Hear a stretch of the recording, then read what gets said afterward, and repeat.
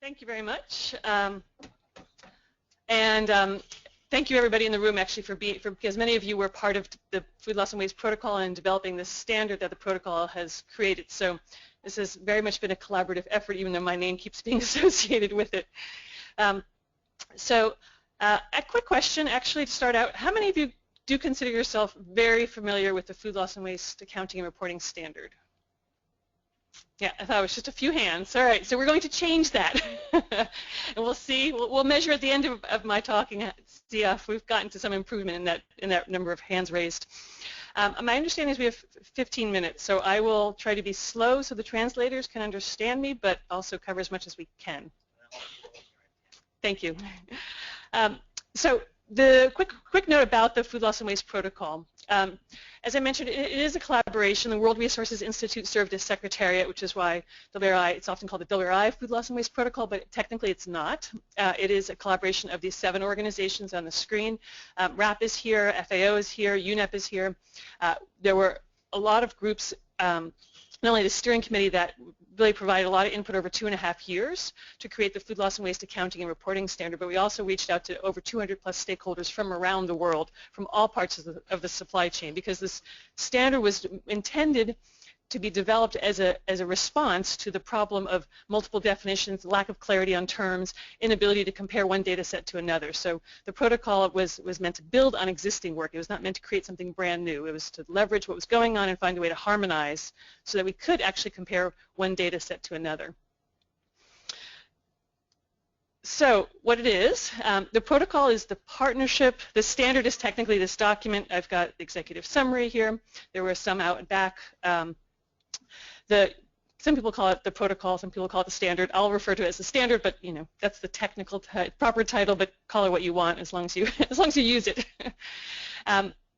The idea of the standard is, again, it's global, so it's meant to be globally relevant. So around the world, one can compare one data set to another. It is voluntary. There is no mandatory requirement to use it, although other bodies, like the Consumer Goods Forum and others, have said. When you report your data, you use the standard, again, so one can compare apples to apples. It's very much like financial accounting and reporting. If you talk about inventory or depreciation, you want to know, well, am I talking about first in, first out inventory or last in, first out, LIFO or FIFO inventory? So the standard provides that common language so we can actually compare and understand what is in a particular, behind a particular data point. So as it's noted here, it provides a common language. It provides requirements so that somebody can say, I am reporting in conformance with the standard, and it provides a lot of guidance. So this is the short 12-page summary, right? This is all you need to know. But if you want to go even deeper, there is 180 pages of guidance. There is also more guidance, and I'll talk a bit more about that later too. But basically, everything is in this 12-page document. So download the executive summary that tells you what you need to know, and then you can go to the longer reports for more information. The benefits of using this standard have been covered a bit already by Patrick and others. The benefits of measurement. Clicking forward, it's not working. Here we go. When we use a common set of language and terms and requirements, oops, I think I clicked too many times. Yep. You have consistency and you also have transparency. So it's clear, as I'm looking at Martin's data that's up on the screen, food waste, great, but what does that particular 2-word term mean? Is it food and inedible parts? Is it all destinations of food waste? What's the detail behind the 2-word acronym or 2-word term that we often use? So again, the standard allows for us to understand what makes up food loss and waste. And with that transparency, you're able to set and track progress, as has been mentioned, and understand where the food loss and waste has been generated in the first place, so you can actually take action to reduce it. So measurement is just one tool, and the standard just provides a common framework. So when we talk about measuring, there are 3 main questions to ask. Why are you quantifying? Is it to improve food security? Is it resource efficiency to promote a more circular economy? The why drives the what, because why you're measuring drives what you include and what you consider to be food loss and waste, because there is no one definition of food loss and waste. So again, why you're measuring it will define what you consider to be waste, because it is, as we've talked about, a value-loaded term. And that drives also how you quantify, how accurate you need to be it will determine what method you use. If you just need a general number, you're going to pick a different method. You can use waste management records. You don't have to go do waste composition analysis. That said, you want to know what product categories are included in the inventory, then you need to dive deeper. So the why, what, and how are important aspects in terms of measuring. So the standard provides a structured three-part approach to answer primarily the what. And because the what has been the hardest part so far, we don't know what we mean when we're saying food loss and waste unless you dive one level deeper. So the standard provides clear definitions for describing the scope of what is included in an FLW inventory. And I'll talk a bit here about what we mean by that. What do we mean by scope? So this is a very simplistic diagram of food, which starts out as broadly plants, fungi, animals. There are parts that we typically eat and are considered food. There are parts that we consider associated inedible parts, which is very subjective.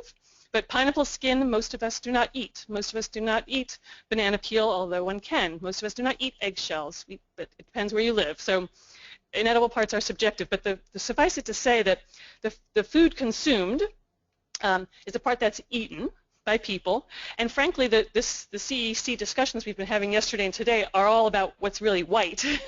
it's before it's been removed from the food supply chain. It's still in the food supply chain. The yellow box on the screen, that's what's been removed from the food supply chain. You can call it what you want. The standard, we tried actually to not use the term food loss and waste, but it was hard to find an acronym for food and or associated inedible parts removed from the food supply chain. So we defaulted to food loss and waste, FLW. But technically, the yellow box is the possible components of what makes up somebody's definition of food loss and waste. And it's that which is essentially no longer in the human food supply chain. And when you break down further what's been removed from the human food supply chain, you have what we are calling material types. The food is the green arrow. The red arrow is the inedible parts, which, again, may be inedible or not in a certain context. And then the possible destinations are basically what we may call loss, we might call waste, we might call something else. But there are 10 possible places that from around the world we got input and determined that covers 99.9% of the cases. And this is in alphabetical order from animal feed to bio-based materials and processing to co-digestion, anaerobic digestion, composting, controlled combustion, land application, landfill, not harvested and plowed in, which is directly dealing with the farmer piece, refuse, discards, and litter, and then sewer, wastewater, and treatment. And those are 10 possible destinations where food, when it leaves the human food supply chain, might go. Then the question is, well, what do you mean by your definition of food loss and waste? And what you do, and the way they would use the standard is you pick, right? Am I taking from the material types food in my inventory? Does my quantification only look at food, or does it include the inedible parts, which may be, like you see this picture of an apple, that which was not intended for consumption, a core and a stem. In some food supply chains, they might say the skin is also an inedible part. The key is if you're going to separate food and inedible, you'd actually distinguish why you've determined something's an inedible and what part of the food is this, in quotes, inedible part. And then on the destinations, the key is that, again, when you use the standard, it's up to the entity and the company, the country, the city using it to determine what destinations are included. So and there are definitions of all these in the documents. The question, this should be going to the next slide in a minute, is how does this now look like in a practical application? So when the next slide comes up, which I did click, there we go, this shows the U.S. food loss and waste data for the USDA and the US EPA, and in a simple, easy to understand way describes, at least from the starting point, why is the USDA number practically twice the US EPA number? Because they're looking at different scopes. The USDA looks at only food. They calculate out the inedible parts, and it's looking at 8 out of the 10 destinations, so much bigger possible suite of destinations that are included. The EPA, by contrast, it actually looks at inedible parts because it's focused on resource efficiency. The Y is resource efficiency for the EPA. The Y for USDA is food availability, so that's why they're looking at 2 different material types. But the EPA traditionally and in its data has been focused on the waste management component. So they're only looking at controlled combustion and landfill. So clearly looking at data based on using the standards terminology, enables you to see why data differs. Another example I'm going to show is this is what Bartosz just talked about at lunch, the scope of the proposed European Commission. Their definition of food waste would include both food and inedible parts and includes 7 out of the 10 destinations. It excludes that which is not checked. So it excludes animal feed, excludes bio-based materials and processing, and that which is not harvested. So again, the standard is a really useful tool to be able to clearly identify what is in and what is out of an inventory. And this goes beyond material type and destination, as you see it on the screen. There's also time frame, boundary related issues. I won't go into that just in the interest of time, but it was those 5 things make up the scope.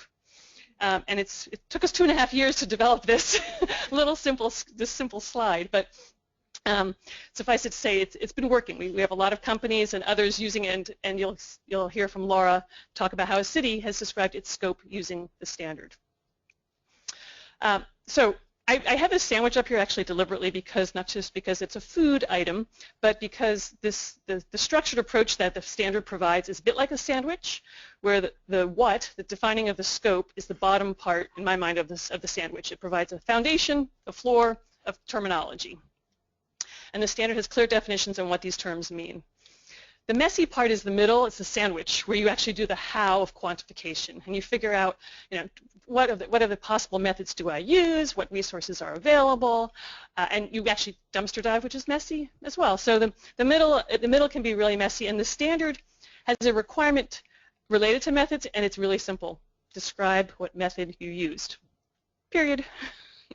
So that, again, if you're saying you're in conformance with the standard, you describe the scope, you describe the method, and then a few other things, and that then clearly indicates for anybody looking at the data or comparing data from year to year what is in and what is out. The guidance we have on how to quantify, the reason this document is so long is because there's a lot of guidance on how to go about identifying your scope, gathering data. Same thing with this separate report, which is a guidance. This guidance on quantification methods is, I'll click to this screen here. It's downloadable as a separate document. It goes through 10 of the methods, advantages and disadvantages, possible costs, and high-level steps on how to use some of the different methods for measuring food loss and waste. So a useful reference tool. The last part of this structured approach and the top part of the sandwich that kind of brings it all together is the 8 requirements in the standard. So we say if you're going to use the standard to be in conformance, then there are 8 items on which to report for consistency and transparency's sake. Actually, of those 8, only 5 are required in all situations, so it becomes actually, 1 page, and there's the 5. Now, base your accounting and reporting on principles that are common in all kinds of accounting and reporting: relevance, completeness, consistency, transparency, and accuracy. That's straightforward. Number 2, account in terms of weight so that you can compare. And third is what we talked about. The what takes a bit of time, but it's actually quite straightforward. If you've already measured food loss and waste, it's actually very simple to backcast to the standard. Fourth is the method I mentioned, just describe the method used. And this number 6 is describe some descriptive or quantitative level of uncertainty. So people have an idea of, is this plus or minus 10% or is this super accurate or plus or minus 30%? And then the other requirements are just a bit more in the weeds depending on how you do your measurement. So this is the standard. It's quite simple, even though there's a lot of complexity behind it. Reporting in conformance with it and using it is straightforward. The actual measurement is hard. Using the standard is the easy part. So what we're doing now for this year is a lot of work to promote adoption and use of the standard. There's a news update, so if you want to sign up to get updates on a semi-monthly basis, go to the protocol website and sign up for the newsletter.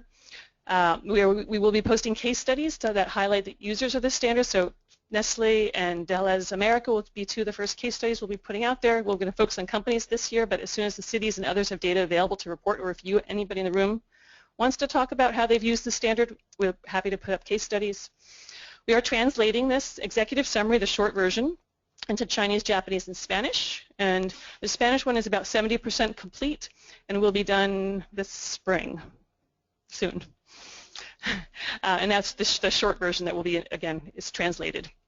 We're also doing trainings and presentations like this. Some of the trainings are customized, so if you have any feedback or ideas on what kind of training would be helpful, whether to train the trainer or a direct one-on-one discussion, let me know. And then I won't talk about this in much because it's still in development and we don't have time, but there's also a database and an inventory reporting platform that's under development. And two last slides, if we go to it, yep, just some helpful hints from what we've heard. People have told us, just build on current data. We have waste management records. Start with that. Identify who has the data. You don't need to have a super accurate number to get started. Gross number is fine, and then from there you can get more granular. Number 4, really important, is that measurement itself, as important as it is to track progress, etc. In and of itself, it is an act of prevention. So it is one way when people start to look at the data, they say, oh my God, really? I didn't know. There's a lot of I didn't know that comes out of simply measuring, and then that in itself triggers behavior change.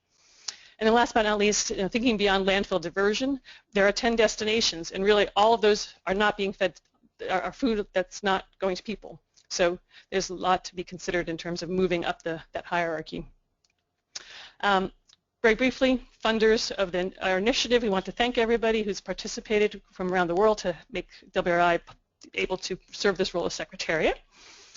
And then we're going to go into discussion later. Afterwards, I do have one last question. So in the spirit of measurement, this is very fast, but how many of you now feel like you have an improved understanding of the standard? All right. Give yourself a hand. Great. So let's move to some questions. So we'll take questions for about 15 minutes. My question is for Kai. I'm wondering if you can speak a little bit more to how you plan to work with all these different data sets and results that are going to come in that use some of the methodologies and some of the ways of defining scope, and just especially for public sector, because there's a lot of ongoing measurement, and just how that might work over time.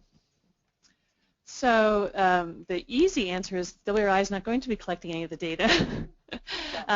However, given that there is a lot of interest in that we've heard expressed by yourself, what you just mentioned, that it would be nice to have one spot where you can go to look at the data, if I understood your question correctly. Yeah.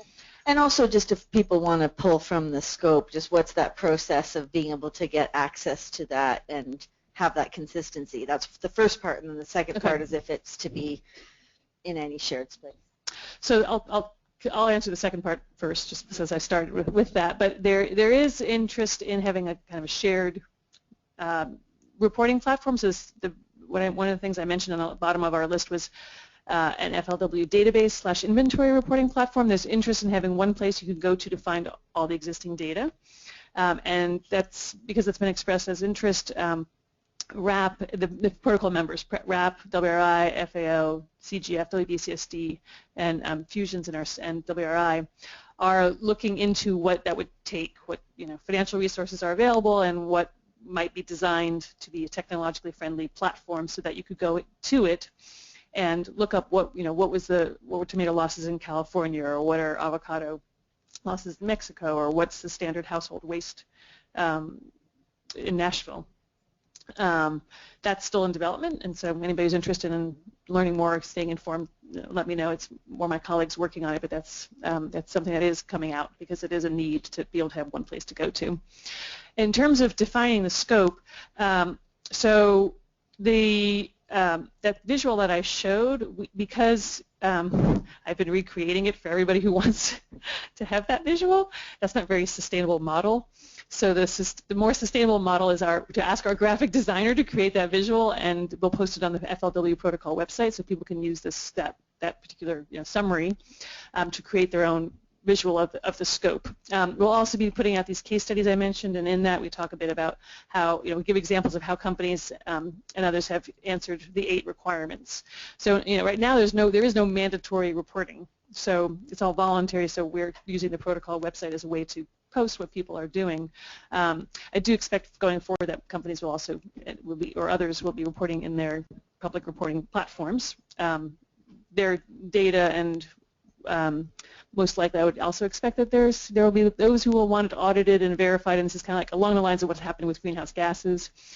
New entities will come up as service, and service providers will create ways to verify that somebody's been conforming with the standard. And just like with the GHG protocol on greenhouse gases, there's probably also a need for, this is version 1 of the standard, there will probably be a need for additional guidance for cities or for agriculture for different sectors, but we're not quite there yet, but that's definitely something that is of interest, so share all ideas and feedback.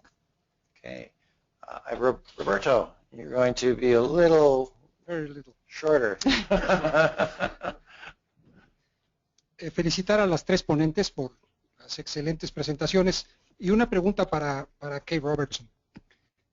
Como investigador, felicito de que haya esfuerzos por desarrollar metodologías rigurosas para el análisis de problemas complejos.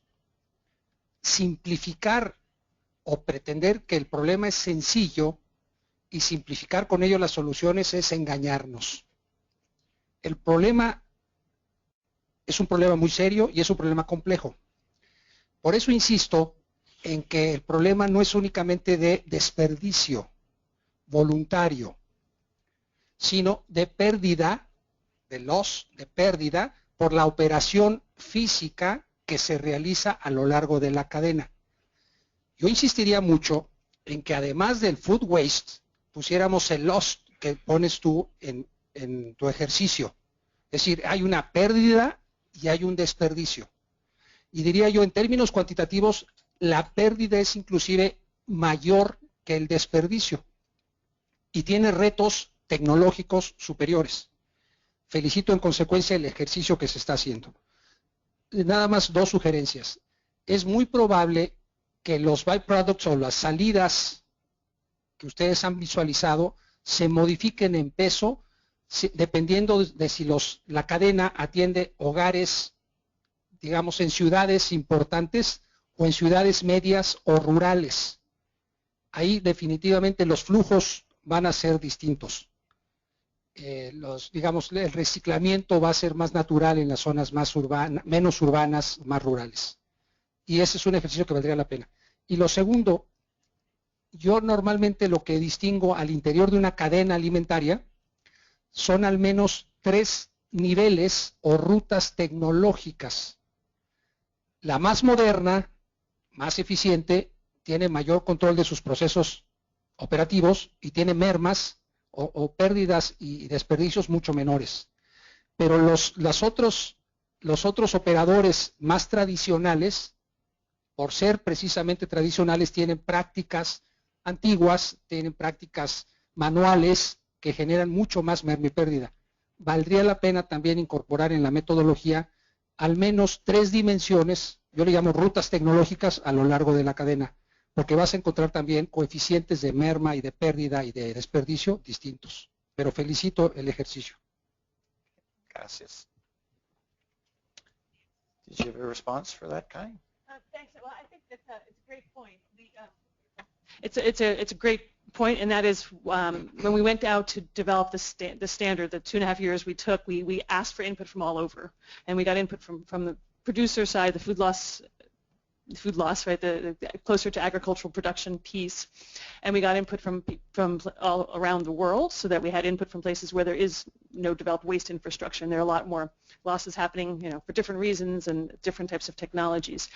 And so the way the scope is developed is because the boundary part of the scope that I didn't go as much into detail allows you to answer some of your questions, which is there's a part of it called organization, and so in that that's where one shares what was my scope. Was it 50 households? Was it 1,000 households?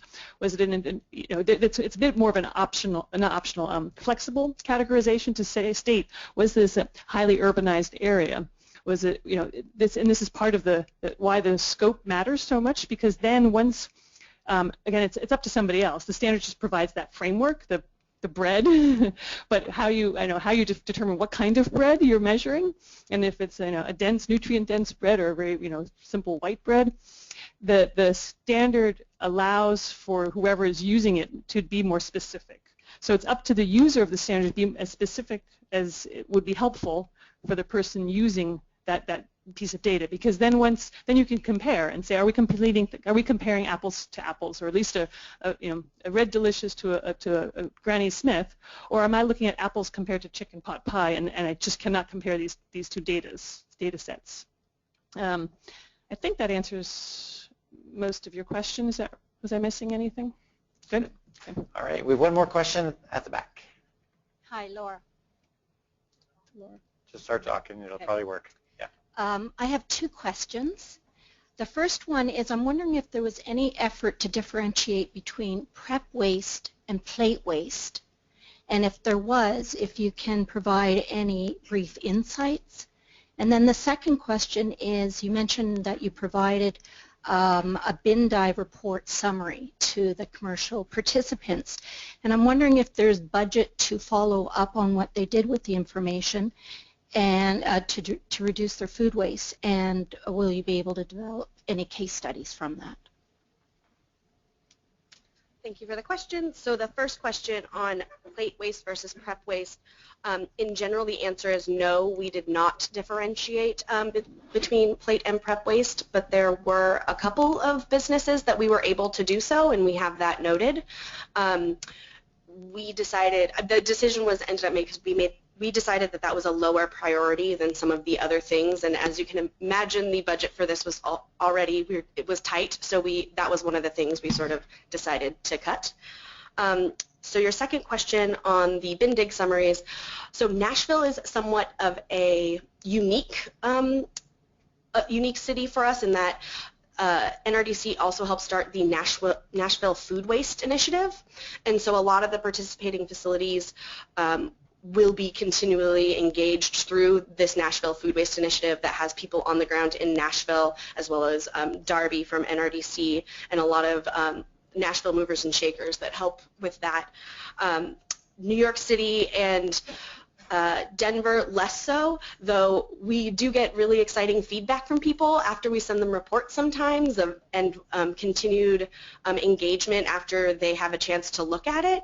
And then the third part of that was there will be case studies included as part of the final report that NRDC is doing, but they may, like some of them may or may not be facilities that we sampled, and they would likely not be identified because we anonymized the sample and are not providing any details of which facilities we actually took any waste from. Okay. All right, well, let's thank you very much. We got one more question, Edda? Okay, we'll get you a mic. Oh, thank you. Thank you for giving me the floor, but I need to feed the think tank here with some data, interesting data, especially for Mexico. There's a sector that has been identified at one that we can work maybe together as a region, the hotels and restaurants. Just to consider the amount, the numbers. We, in 2015, we received 107 million tourists, national and international tourists in Mexico using hotels and restaurants. There were over 24,000 hotels, over 77.6 million rooms used, and over 550,000 restaurants. There's a sector we can work on. I think we can think about that. What to measure, how to reduce how can they participate in this effort. Thank you. Thank you, Edda. That's a good note in which to end this part of the agenda. So thank you very much to our committee and panel members. Thank you.